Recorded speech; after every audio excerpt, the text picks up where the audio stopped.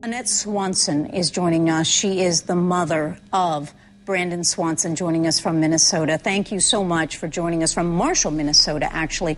First of all, I want to ask you, Ms. Swanson, you were on the phone with your son a large part of those early hours when you were trying to find him, and he was trying to find you.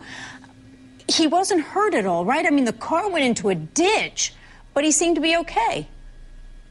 Correct. He said he was fine, that he was not injured.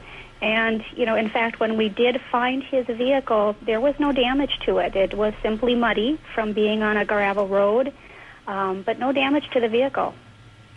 What was it like that night to be going through this and so close to your son, but so far from your son?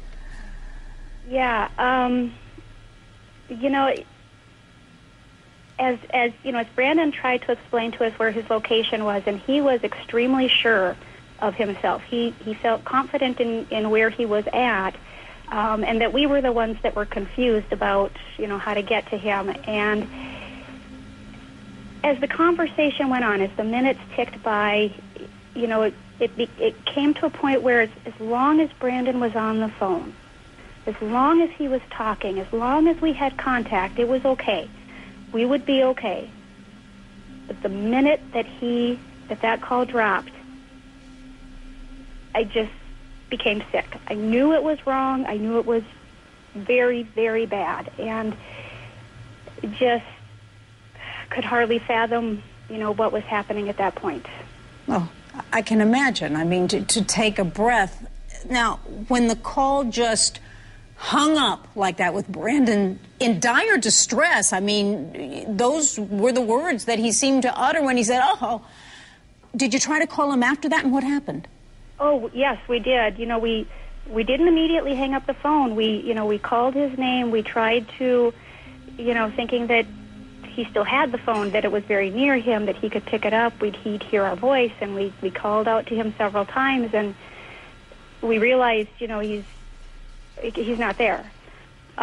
So we did. We called him back several times, thinking, you know, he'll see the phone light up. Even if he didn't have it on ring, he would see his phone light up when the call came in, and he'd find it.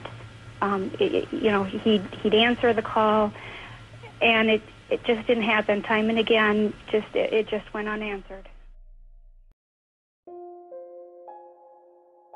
Hello, friends. Steve Stockton here with you. In this video, we bring you the strange case of Brandon Swanson. On the night of May 13, 2008, 19-year-old Brandon Swanson from Marshall, Minnesota, went out with some friends to have a few drinks and some fun. It was a Tuesday night, but Brandon had just completed his first year of Minnesota West Community and Technical College that day, so he and his friends went to the nearby town of Lynn to hang out and celebrate. Between 10:30 and 11 p.m., Brandon left the friends he originally set out with and drove to another friend's house in Canby to say goodbye to yet another friend. His friends who were with him in Lynn said that when he got into his car to make the short drive, he wasn't intoxicated, and other witnesses who saw him that night all agree he was not by any means intoxicated when he arrived at the friend's house either. They said he had one shot of whiskey and then left sometime after midnight to head back to Marshall. Presumably, he was headed home at that point. The direct route from Canby to Marshall is a 30-minute drive on Highway 68. Technically, the next day, on May 14th at around 1:30 in the morning, Brandon got his car stuck in a ditch along a gravel road. He tried calling multiple friends for help, but unfortunately no one answered the calls, and Brandon remained stuck on the side of the road. Around 1:54 a.m., Brandon called his parents and told them where he was and what had happened, and asked if they could come and get him as he needed a ride home. His parents, Annette and Brian Swanson, agreed to come and pick him up and ask where he was so they knew where to go to find him. He told them he was between Marshall and Lynn, and he assured them he wasn't injured at all, but just wanted to get home. When his parents arrived at the location Brandon had given them, he wasn't there and was nowhere in sight. His mother called him on his cell phone, and the two decided to start flashing their lights to alert the other of where they were. They all assumed at this point that they must have been very close to one another, but were just missing the other somehow. Annette could hear her son flashing his lights, and she informed him she was doing the same. She told him, "We're flashing our lights, we're flashing our lights." To which Brandon replied, "Don't you see me?" Both Annette and Brandon were very frustrated at this point, and Brandon ended up hanging up on his mother. She immediately called him back with the intention of apologizing to him for getting worked up a bit herself. Brandon answered and told his mother that he could see the town's lights, referring to Lynn, and that he was just going to start walking in the direction of town. He told her to just meet him in the parking lot of a local tavern in the town of Lynn. She agreed to meet him there. As his parents drove to the tavern, they maintained contact with Brandon, with Brian staying on the phone with him. Brandon told his father he was going to cut through some fields to take a kind of shortcut and save some time on his trip since he was walking. Along the way, Brandon was telling his father over the phone what he was seeing in passing. He walked on gravel roads, saw 2 fence lines, and heard running water. About 47 minutes into the call, Brandon yelled, "Oh, shit!" and then the call disconnected. Brian Swanson later said it sounded as though his son had fallen down or possibly slipped. Brian and Annette tried repeatedly to call Brandon back, but he never answered the phone again. It would just ring and ring until sometime the next day when the calls started going straight to voicemail, and it was assumed that the phone had died. Brandon Swanson hasn't been seen or heard from since the end of that fateful call with his father that night. That same morning, May 14, 2008, Brandon's parents called the police to report him as missing. As is usually the case, the police didn't take the call very seriously and insisted that they wait a little while, as it wasn't unusual for young men Brandon's age to go missing voluntarily for a bit without telling their parents. Later on in the day, cell phone records for Brandon's phone were retrieved, and they showed his last pings were from near Porter, Minnesota, which is about 25 miles away from where he seemed to have thought he was in Lynn. There's no way the town he saw was Lynn. Shortly before noon, the authorities began their official search for Brandon. At around 12:30 p.m., his vehicle, a Chevrolet Lumina, was found in a ditch bordering the towns of Lincoln and Yellow Medicine. Lincoln County Sheriff Jack Vizecki stated that the ditch was positioned where Brandon wouldn't have been able to gain any traction to be able to drive himself out of it. There was no visible damage to the vehicle and no signs of foul play or injury at the scene. In the months following his disappearance, law enforcement conducted searches on horseback, using ATVs, and even foot searchers, but to no avail.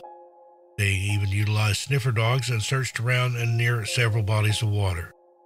The dogs ended up leading their handlers to the edge of the Yellow Medicine River, which led authorities to come to the conclusion that Brandon had somehow fallen into the water.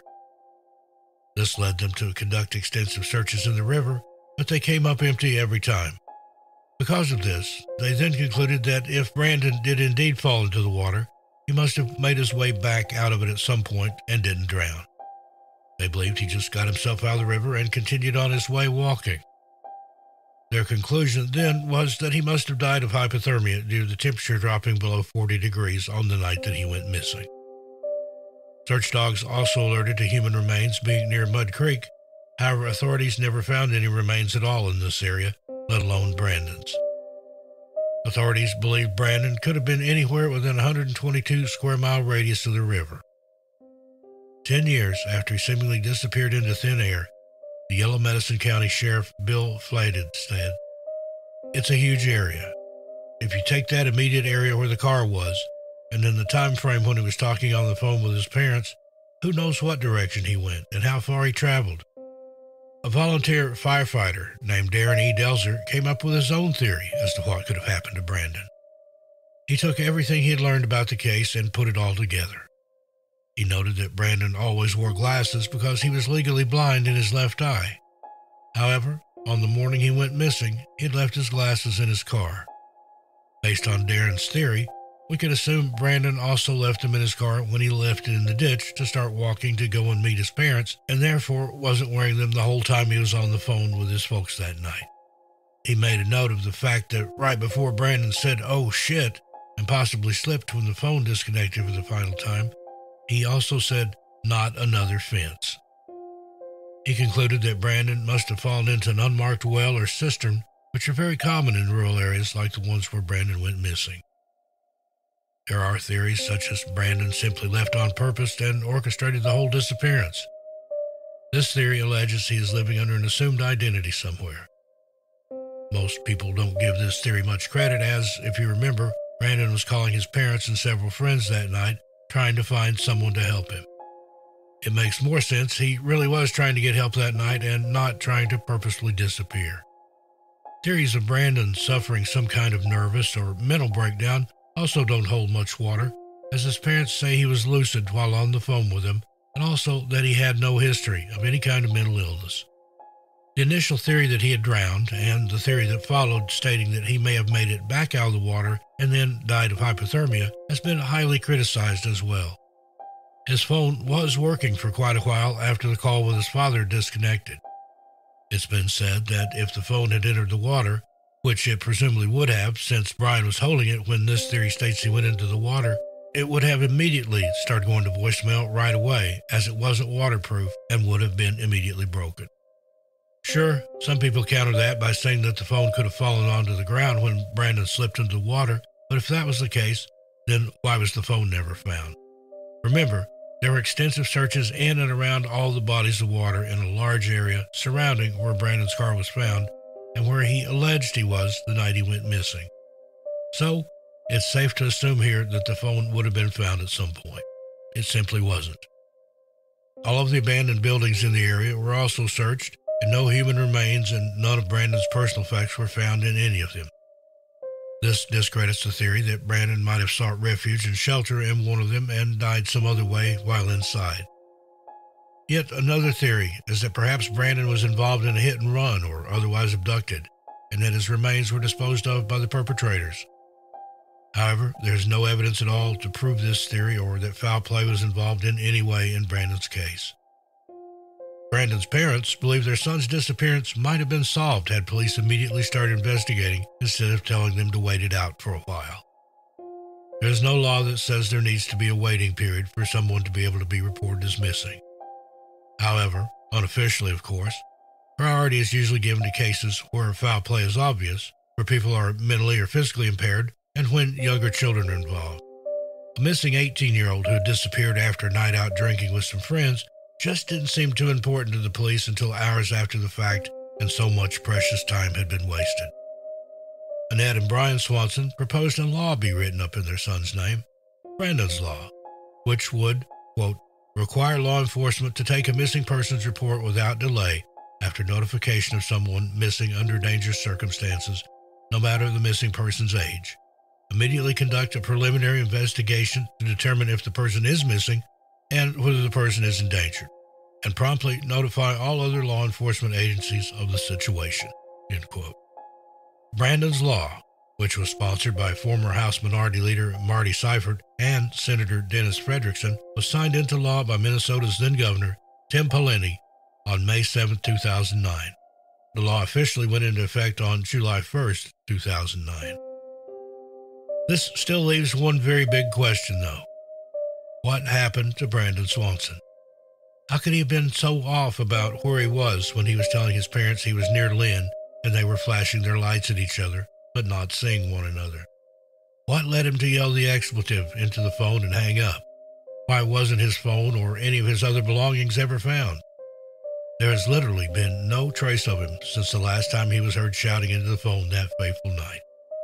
These are all questions we may never know the answers to, but that doesn't ever mean we should stop asking the hard questions. As always, our hearts, prayers, and thoughts go out to the loved ones of not only Brandon Swanson, but the countless others who have seemingly vanished off the face of this earth without a trace. Well, folks, there you have it. What do you think of this unusual disappearance? I look forward to your comments, but please keep it friendly and respectful. Meanwhile, be good to yourselves and each other. I'll see you just a little farther on down the trail. I'm Steve Stockton, and I'll talk to you next time.